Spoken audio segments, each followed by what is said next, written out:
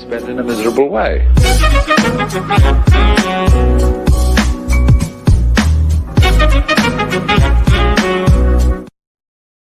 U.S. News: Federal prosecutors issue sweeping subpoena for documents from Trump inaugural committee. Federal prosecutors in New York on Monday delivered a sweeping request for documents related to donations and spending by President Trump's inaugural committee, a sign of a deepening criminal investigation into activities related to the nonprofit organization.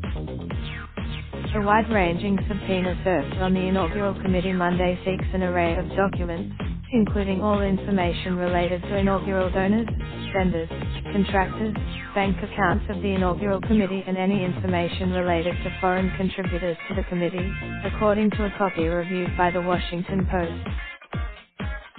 Only U.S. citizens and legal residents can legally donate to a committee established to finance presidential inaugural festivities. We have just received a subpoena for documents. While we are still the subpoena you issued by the U.S. Attorney's Office in the Southern District of New York indicates that prosecutors are investigating crimes related to conspiracy to defraud the United States, mail fraud, false statements, wire fraud and money laundering. The subpoena also specifically seeks all communications with one donor, Los Angeles venture capitalist Imad Duberai, as well as the firm with which he is affiliated, Avenue Ventures. The company donor, Steve Rabinowitz, a spokesman for Duberai, said in a telephone interview that Duberai knew nothing about the subpoena until contacted by a reporter. It is well known that after supporting President Obama and Hillary Clinton that Imad gave generously and directly to the Trump inaugural, Rabinowitz said. But many others gave. Asked whether there was any foreign connection to Duberai's donation, Rabinowitz said there is no connection of any other individual or entity, and for sure not a foreign one.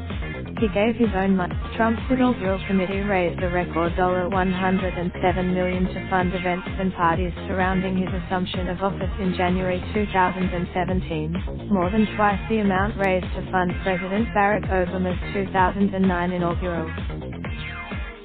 Contributions were made by a wide array of corporate interests and wealthy Trump supporters, according to filings with the Federal Election Commission.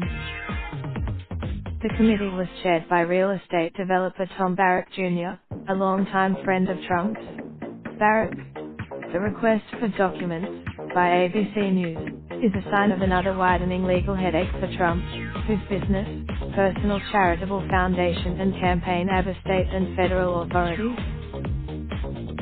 The latest subpoena seeks information related to broad topics, including information about benefits provided to top donors, training documents for fundraisers and information related to any payments made directly by donors to vendors. Much of the committee's fundraising and operation was headed by Rick Gates, a former senior Trump campaign official who served as a deputy chairman of the inaugural committee and is cooperating with prosecutors as part of special counsel Robert S. Mueller III's investigation. Gates, a longtime associate of former Trump campaign chairman Paul Manafort, pleaded guilty last February to various charges related to his work with Manafort as a political consultant in Ukraine.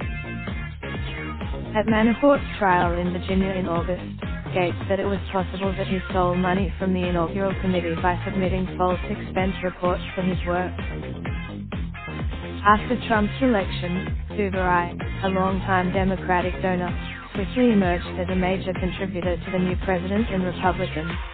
Along with the donation came months after the Cleveland convention and just days before Trump took office.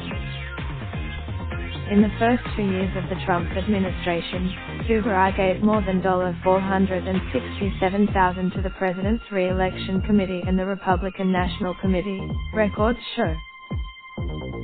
Duberai's support for Trump marked a swift reversal for a financier who had previously been a major Democratic giver. In the 2016 election, he gave more than $615,000 to a joint fundraising committee between Hillary Clinton's presidential campaign and the Democratic Party, records show. 4 years ago, Internal Democratic emails released by WikiLeaks in October 2016 show that Clinton campaign chairman John Podesta met with Zubarai in September 2015 to thank him for his support of Clinton. The internal Podesta memo is part of a cache of hacked emails that prosecutors have said were stolen by Russian operatives and provided to WikiLeaks in an effort to help elect Trump.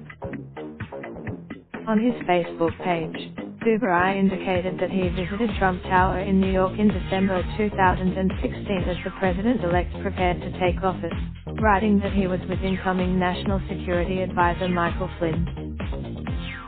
That was the same day that a delegation from Qatar, including the county's foreign minister, Trump Tower and met with Clinton campaign chief executive Stephen K. Bannon. Rabinowitz said Zubarai met with the Qataris that day, walked with them to Trump Tower and rode up the elevator with them, but did not participate in their meetings with Trump officials. Zubarai indicated on his Facebook page that he met with the Qatari foreign minister at the Plaza Hotel in New York the following day.